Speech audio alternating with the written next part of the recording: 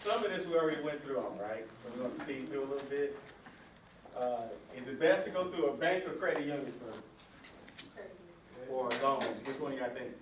Credit union. Credit union. I'm going to speed through these because we got to pick up some time. So credit union. Why? Want to learn more about that? Take the class. Okay. Business loans and personal loans, the difference. Obviously, one's business and one's personal. The biggest difference is that a business loan, you need more stuff. If you're just getting started, you're not there yet to get a business loan. But the other difference, the business loan is normally higher on interest rate, like a 0.5. So, but you want to do business loans when you have multiple things, especially if you have multiple units trying to come together and get a purchase. You want a business loan that's a lot easier. You don't have to worry about the mortgage company, the insurance, and all that. You worry about just the loan, your responsibility with your insurance and all that stuff. Make sense? Private lenders, we talked about that already, right? Who they are. Private lenders can be your hard money lenders. Private lenders can be also family members, co-workers, whoever have money they can have sitting around not making much money.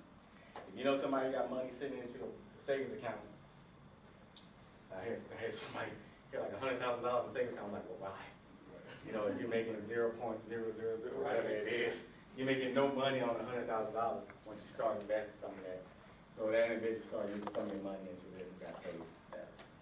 So, you know, individuals like that, kind of speak to them, and I'll show you a formula you can use to speak to them about it, give them an idea what make them feel safe about using their money. I ain't talking about somebody savings and all they got is their, I ain't talking about their 401ks and all that. Although some people do use that, I recommend not unless you really, really know what you're doing. So if you really know what you're doing and you're good with money and you're speaking to other people, then maybe. But if you're not that good at it, don't touch your retirement. Okay, they all have these hidden fees with the private lenders. I spoke about that already, right? Now, say you got a private lender and you want to borrow some money from them. Do you go up there and just say, I need some money, or do you have a plan? Yeah, plan. So you have a plan. You talk about what you're trying to do, and then you give them a PowerPoint presentation. This is one I used 6 years ago. It's outdated, but majority of it is legitimate. You get the gist of it. I called it investment opportunities in St. Louis. I was like, man, we're gonna make money in St. Louis. But I need some of your money. So you start off and just kind of give them an idea of who you are. I know it sounds redundant if it's like somebody you know, still give them a brief description of who you are and what your experiences may be. The ugly mug there, you want a picture of yourself just because it's not always people that you know. And it kind of looks professional. I think it's an old picture from LinkedIn or something. But you kind of know, even if it's not in real estate, you kind of let them know what you're doing, your education background, what you have. It's not a shame, it's not prideful to tell them that you got some education. And then some of your experience as well. What helped me out a lot when they seen I had experience, and obviously they questioned why I had 2 master's degrees, but I was like, I don't know the chart. But then you got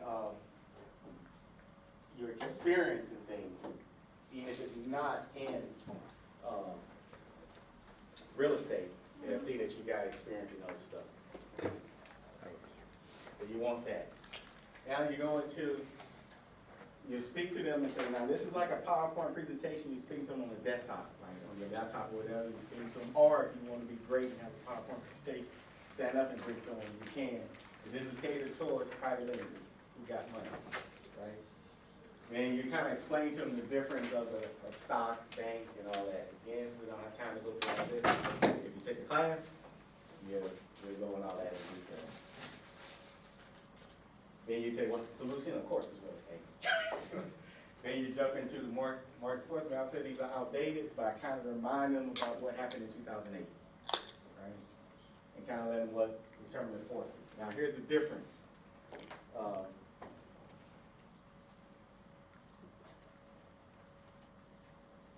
Kind of still, kind of sort of.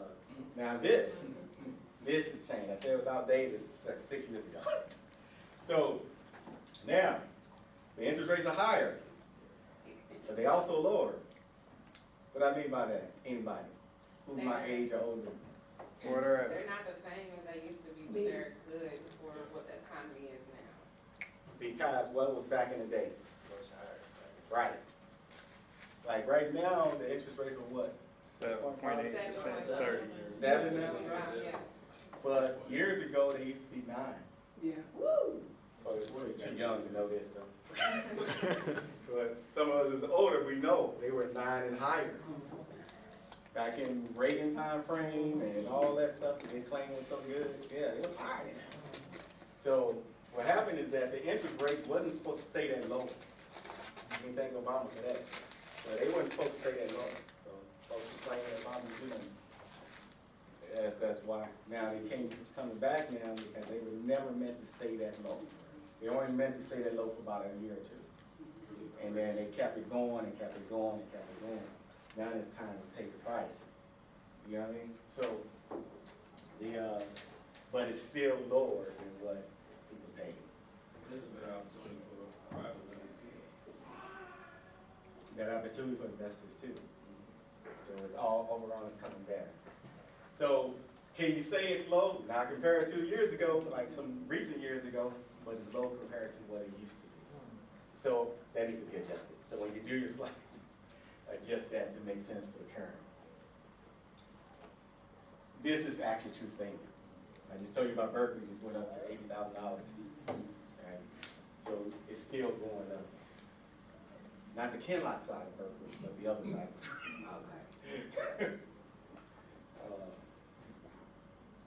And you kind of put your big ideas in wording, speed up a little bit. This is the plan that I had at the time for single family and multi. Flipping, rentals. So you kind of go over that with them, so they know what you're trying to do. And then you give them that example that I gave you guys earlier. And say, well, how does this that? This is how it works. If you do this is what things you get. You get this back $500 a month. If that's an example, if you do that, you go over that stuff, right?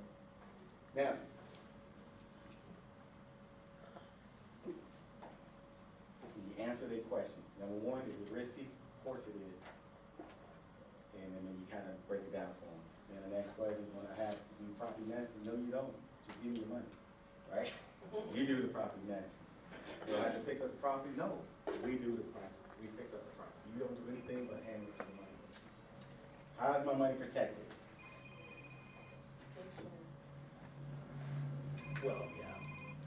You get paid first. Hmm? They get paid first. That's true too. Give them an extra step. Huh? Give them an extra step. Yes. What y'all missing? The overage thing or something. Hmm? The first word that we talked about, I'm old, I ain't gonna remember. Sorry. the operating agreement, is it? No, but let me get to the answer. How do they protect the money? You pay, who said pay them first? Yeah, so what you do, how do you guarantee to pay them first? You make them first lien. You know what I mean?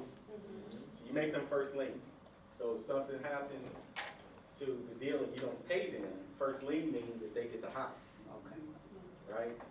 So they do two things. One, it motivate the heck out of you to sell their house and get ready in time.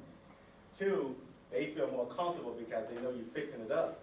So what you're asking for from them, by the time you're done with that house, it's gonna be worth more than what they gave you. So why wouldn't they give you the money? So the pressure is on you to get it done. So they would be more than willing to give you money then. So that's the strategy I use to get other people's money. So you say, you first lien on that baby. So if mess up, you get the house. And they can sell it for that. But did that ever happen to me? Of course not, because I sold it. I made sure, but they put pressure on you to get it done. Now the time frame, when you go over stuff with them on that, of course you want to go past what you think it would be. So you guarantee when you sell your house, sell property. So again, this is something you're explaining to them and going over. And this is something for me at the time, looking at multiple property houses and homes. Then you let them know your team. You know one name up there, right? Let them know your team.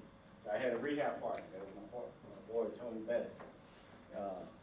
The managing person was me, obviously, and then who my realtor was, who my lawyer firm was at that time.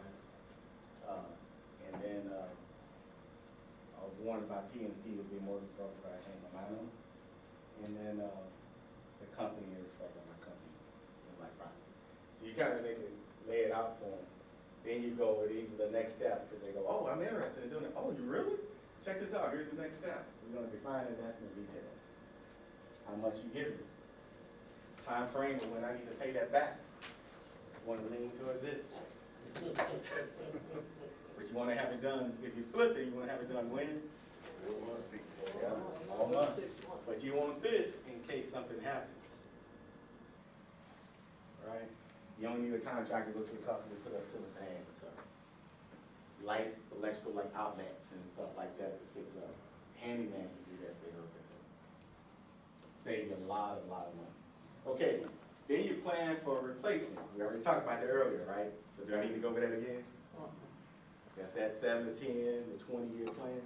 Now, can you have some for 20 years? Absolutely. That better be brick, though. That better be brick. So, okay, property management. Why is that important if you're doing long term? You all know what I mean by property management? Right there with people out That's managing your property, right? Right? Right. So, if you are managing, if someone's managing your property, well, first, if you're starting off, who's managing your property? You. Exactly. So if you're managing your property, you're gonna need a few things, right? Like a lease. We're gonna go into the next hour into this, and then pick up some more. It's gonna take a little bit longer. But I'm gonna go over a copy of the lease. One of the main things that we were talking about this, right, earlier about a lease. I guess, we were definitely talking about long-term property. I didn't go over the lease, did I? Okay, one of the main things you want when you're doing long-term, especially when you get started, because you're gonna be your property manager, is make sure you got a good lease. How many pages is my lease y'all see up there? 14 pages. How many people signed a lease in the past? Some was less than 14, right? Yes. Yes. Right. So, if you look at this, I put all the details that you really need to go to court. So that when a judge sees it, they see it's intact, makes sense, in and out in 5 minutes. I promise you. Going off something like this, I had to go to court to evict someone in Walnut Park. And they thought they were gonna get that standard 9 months, 12 months. I had them out in 45 days. I went into the court with the lease and my other documentation. And the judge made a judgment in 5 minutes. Well, he gave her 5 to 6 minutes trying to explain, which it wasn't. And then he took about 5 minutes asking questions, and I was in and out in like 10, 15 minutes with my judgment. Then I went up and did my part. So don't You let said you folks went up believe and did what? the garnishment. Okay. Make sure you get the information where you work. Yes. And then if you have to evict, then you do it immediately. Then before they know it, something's out of their check. I think I had a check within 3 weeks from 3 or 4 weeks in the process of their company. So you get your judgment, and you immediately go up. I think it's the next floor or 2, and you do the garnishment paperwork. And you go through. I had to deal with this. I was buying and selling cars, and a lady said, "Yeah, I'm gonna make the payment." I was like, "Okay." I told my daughter to meet her at my house to buy the car that I had put work in myself, and she made the first payment and disappeared, and